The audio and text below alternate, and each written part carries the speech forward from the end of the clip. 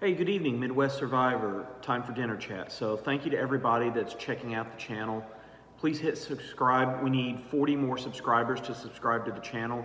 YouTube will expand our ability to do live channels, which live channels means that you'll be able to communicate with me, make comments. We can have an actual conversation instead of just posting these videos. So, which is what we want dinner chat and breakfast bits to be, is to actually be conversation between me and the subscribers. So be sure to hit like and subscribe, click the thumbs up, click the bell, subscribe to the channel. Thank you to everybody else that's also checking out the Facebook Shorts, the TikTok post, the X post, the Lemon 8 post, the Pinterest post, the Instagram post. Thank you for that.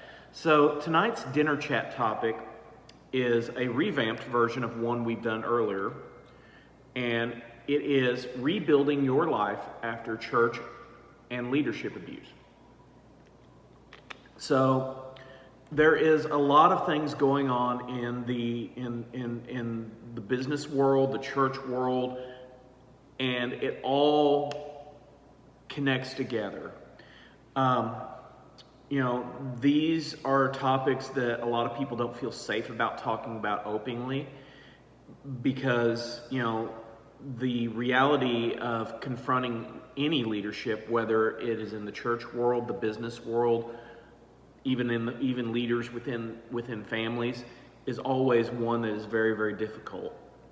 So I want to make something very clear. This conversation is not about attacking Christianity. It's not about attacking churches. It's not attacking people who sincerely serve God. But there are countless pastors, leaders, teachers, church members who genuinely love people, who faithfully serve their communities. And many churches are places of healing, compassion, and hope. But tonight's conversation is about something different. This is about what happens whenever leadership is abused and there's church abuses that are incurred upon innocent people. And it's about people who entered a church or entered a situation or trusted leadership looking for hope, looking for guidance, looking for direction, but instead found manipulation, gaslighting, emotional abuse, physical abuse, sexual abuse, or even financial abuse. And it's about those who were told that asking questions meant that they lacked faith and they just didn't trust leadership. And those who were shamed instead of being guided and helped and taught and being led, rather than they were shamed, they were guilt tripped, they were manipulated. Those who left believing that they had lost connection with people and connections with God, when in reality they had been wounded, betrayed, and hurt by people who were toxic, narcissistic, dysfunctional, modern-day Pharisees. So if that is your story, I hope tonight reminds you of one thing, is that healing is possible. Not every leader is bad. Not every church is bad. Not every religion is bad. So why does these abuses hurt so deeply? Most of us expect difficult people to exist in areas that aren't safe. Work is supposed to be a safe place. Church is supposed to be a safe place. School is supposed to be a safe place. The home is supposed to be a safe place. The family is supposed to be a safe place. We expect selfish people to exist in the political realm, in prisons, in jails, on the street. We even, to a certain degree, can kind of expect it from our families, depending on the level of dysfunction within our families. But these other places I mentioned, church, school, workplace, they're supposed to be different. A church is a place where you find hope. A school is a place where you get an education. A workplace is a place where you build relationships and provide for your family. Your home is your safe place. Things that are supposed to exist in a church: grace, forgiveness, love, peace, compassion.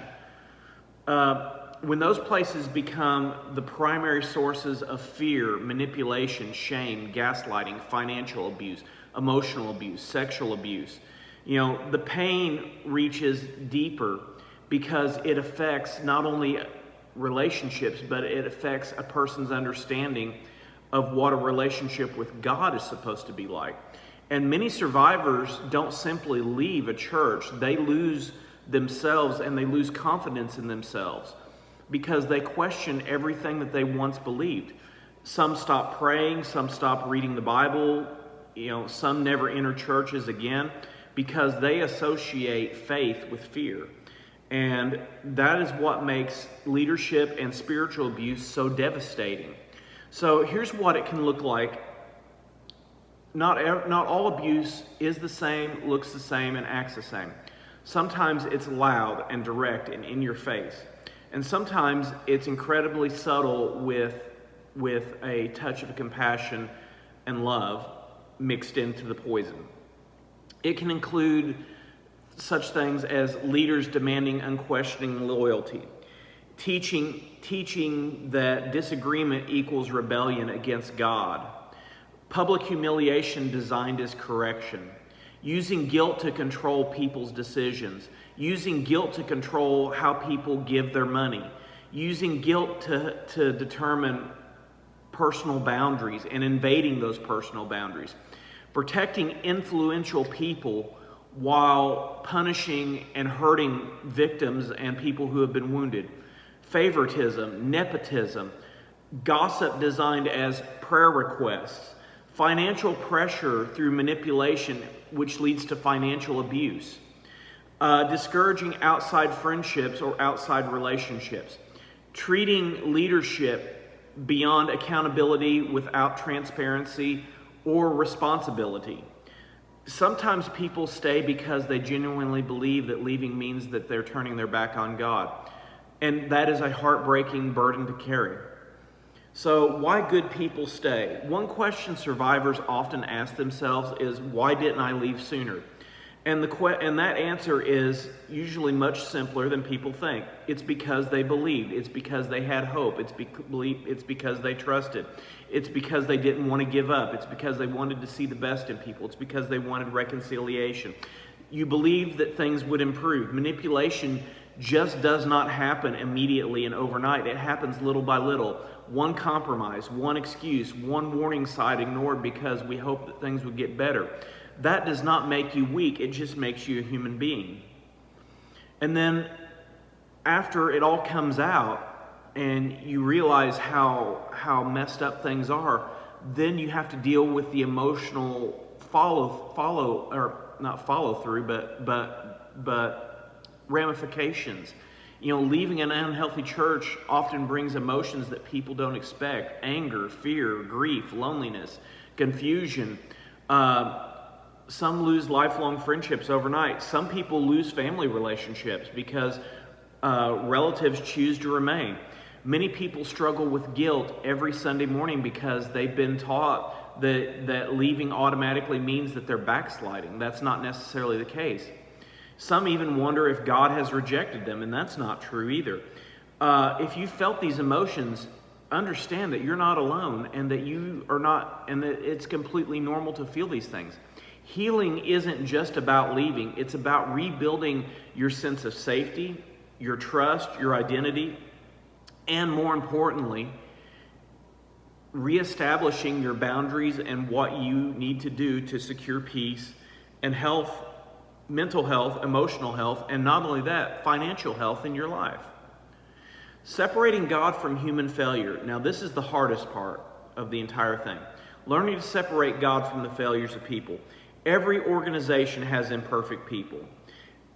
Spiritual abuse happens when leaders begin replacing God's authority with their own. Healthy leaders point people towards God. Unhealthy leaders point people towards themselves. Healthy leaders welcome accountability, transparency, honest discussion, hard discussions.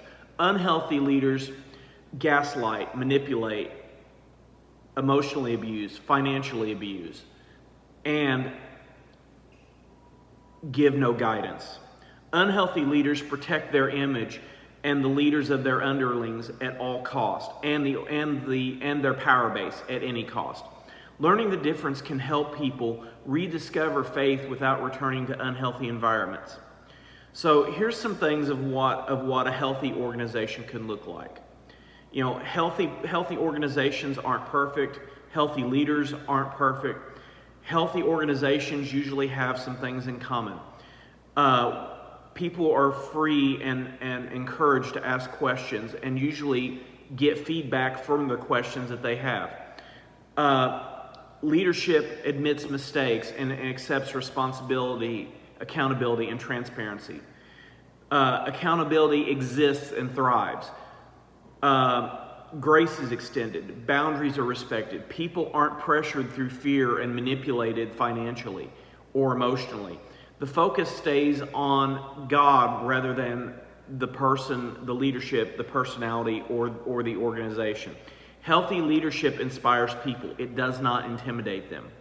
So, rebuilding your life. Healing takes time. Wounds don't close up overnight. Broken bones don't set overnight.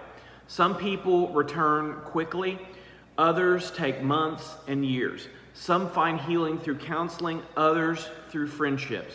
Some reconnect with the Word of God and the Bible privately before returning to a church. There is no timetable for healing. What's important is that you don't let the actions of unhealthy people convince you that your future is hopeless. And more importantly, you don't let the actions of unhealthy people convince you that you need to rush back to a church. Take small steps. Give yourself permission to grieve. Protect your peace. Ask yourself difficult questions. Real faith isn't afraid to ask honest questions. So if you have experienced church or leadership abuse, I want to speak to you directly. You are not weak because you were hurt. You are not faithless because you asked questions. You are not a failure because you walked away from an unhealthy environment. More importantly, you're not going to hell because you walked away from an unhealthy environment. You are not lost because you walked away from an unhealthy environment. Sometimes the bravest thing a person can do is leave a place that's harming them, leaving relationships that is harming them. The reality is your story isn't over.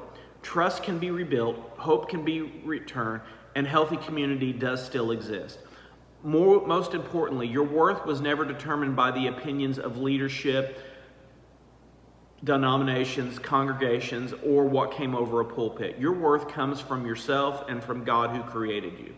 And no human being, I don't care who they are, what college they went to, or how many years experience they have pastoring a church, no human being has the authority to take that away from you. No one. Only you can take that away from you. So I want to say thank you to everybody that has checked out the video tonight. Be sure to like and subscribe, check out the video. And if this video encouraged you, if you're going through this, or you know somebody that's going through this, continue to build a community where people can heal. Ask honest questions. Be accountable. Be transparent. Rebuild a person's life with hope.